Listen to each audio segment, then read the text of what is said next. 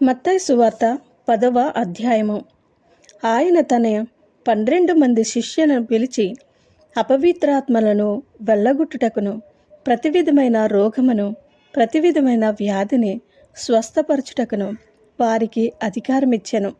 ఆ 12 మంది అపొస్తలుల పేర్లు ఏవనగా, మొదట పేతురనబడిన సీమోను, అతని సహోదరుడగు ఆంద్రేయ, జెబెదయి కుమారుడగు యాకోబు, అతని సహోదరుడగు యోహాను, ఫిలిప్పు, బర్తులోమయి, తోమా, సుంకరి అయిన మత్తయి, అల్ఫయి కుమారుడగు యాకోబు, తద్దయి అను మారుపేరు గల లెబ్బయి, కానానీయుడైన సీమోను, ఆయనను అప్పగించిన ఇస్కరియోతు యోదా. యేసు 12 మందిని పంపుచు వారిని చూచి వారికి ఆజ్ఞాపించినదేమనగా, మీరు అన్యజనుల దారిలోనికి వెళ్ళకుడి, సమరయులు ఏ పట్టణంలోనైనను ప్రవేశింపకుడి, కానీ ఇశ్రాయేలు వంశంలోని నశించిన గొర్రెల యొద్దకే వెళ్ళుడి. వెళ్ళుచు పరలోక రాజ్యము సమీపించియున్నదని ప్రకటించుడి. రోగులను స్వస్థపరచుడి, చనిపోయిన వారిని లేపుడి, కుష్ఠరోగులను శుద్ధులునిగా చేయుడి, దయ్యములను వెళ్ళగొట్టుడి. ఉచితముగా పొందితిరి, ఉచితముగా చేయుడి. మీ సంచులలో బంగారంనైనను, వెండినైనను, రాగినైనను, ప్రయాణమును కొరకు జాలినైనను, 2 అంగీలనైనను, చెప్పులనైనను, చేతి కర్రనైనను సిద్ధపరచుకొనకుడి. పనివాడు తన ఆహారమునకు పాత్రుడు కాడా? మరియు మీరు ఏ పట్టణంలోనైనను, గ్రామంలోనైనను ప్రవేశించినప్పుడు అందులో ఎవడు యోగ్యుడో విచారణ చేసి అక్కడి నుండి వెళ్ళు వరకు అతని ఇంటనే బస చేయుడి. ఆ ఇంటిలో ప్రవేశించుచు ఇంటి వారికి శుభమని చెప్పుడి.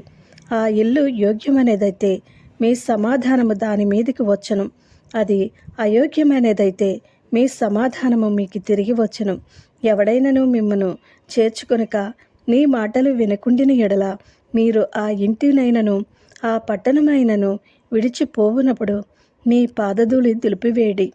విమర్శ దినమందు ఆ పట్టణపు గతి కంటే సోదొమ గొమొర్రా ప్రదేశముల గతి వార్వతగినదై యుండునని నిశ్చయముగా మీతో చెప్పుచున్నాను.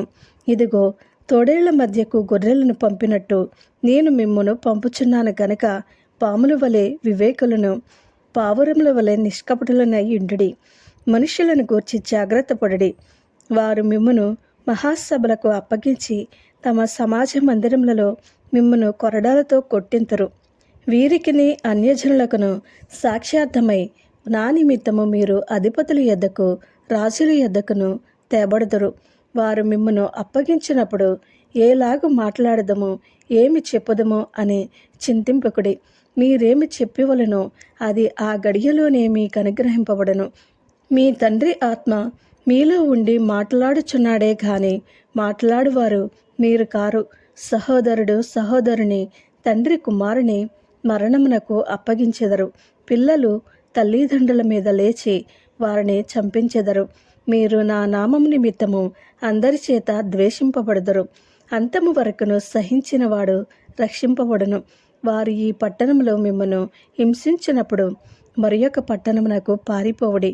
మనుష్య కుమారుడు వచ్చే వరకు మీరు ఇశ్రాయేలు పట్టణములలో సంచారము చేసియుండరని నిశ్చయముగా మీతో చెప్పుచున్నాను. శిష్యుడు బోధకుని కంటే అధికుడు కాడు, దాసుడు యజమానుని కంటే అధికుడు కాడు. శిష్యుడు తన బోధకుని వలెను, దాసుడు తన యజమానుని వలెను ఉండిన చాలును. ఇంటి యజమానునికి బెల్జెబూలుని వారు పేరు పెట్టి ఇండిన ఎడల ఆయన ఇంటి వారికి మరీ నిశ్చయముగా ఆ పేరు పెట్టుదురు గదా. కాబట్టి మీరు వారికి భయపడకుడి. మరుగైనదేదియో బయలుపరచబడకపోదు, రహస్యమైనదేదియో తెలియబడకపోదు. చీకటిలో నేను మీతో చెప్పునది మీరు వెలుగులో చెప్పుడి, చెవిలో మీకు చెప్పబడినది మేడల మీద ప్రకటించుడి.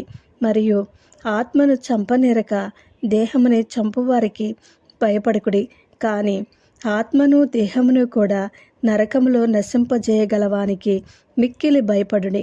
2 పిచ్చుకలు కాసుకు అమ్మబడును గదా, అయినను మీ తండ్రి సెలవు లేక వాటిలో ఒకటైనను నేలను పడదు.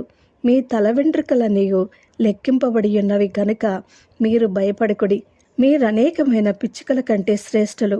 మనుష్యుల ఎదుట నన్ను ఒప్పుకుని వాడెవడో పరలోకమందున్న నా తండ్రి ఎదుట నేనును వానిని ఒప్పుకుందును. మనుషుల ఎదుట ఎవడు నన్ను ఎరుగనను వానిని పరలోకమందున్న నా తండ్రి ఎదుట నేనును ఎరుగనందును.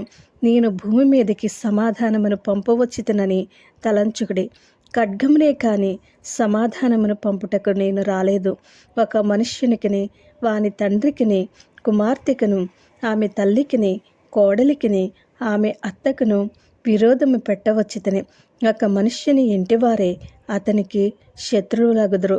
తండ్రినైనను తల్లినైనను నాకంటే ఎక్కువగా ప్రేమించువాడు నాకు పాత్రుడు కాడు.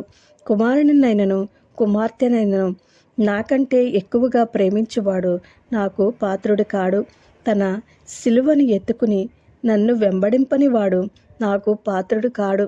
తన ప్రాణము దక్కించుకునివాడు దాన్ని పోగొట్టుకును, కానీ నా నిమిత్తము తన ప్రాణము పోగొట్టుకునివాడు దాన్ని దక్కించుకును. మిమ్మును చేర్చుకునివాడు నన్ను చేర్చుకును, నన్ను చేర్చుకునివాడు నన్ను పంపిన వాని చేర్చుకును. ప్రవక్త అని ప్రవక్తను చేర్చుకునివాడు ప్రవక్త ఫలము పొందును. నీతిమంతుడని నీతిమంతుని చేర్చుకునివాడు నీతిమంతుని ఫలము పొందును. మరియు శిష్యుడని ఎవడు ఈ చిన్నవారిలో ఒకనికి గిన్నెడు చన్నీళ్లు మాత్రము త్రాగనిచ్చును వాడు తన ఫలము పోగొట్టుకునడని నిశ్చయముగా మీతో చెప్పుచున్నాను. ఆమేన్.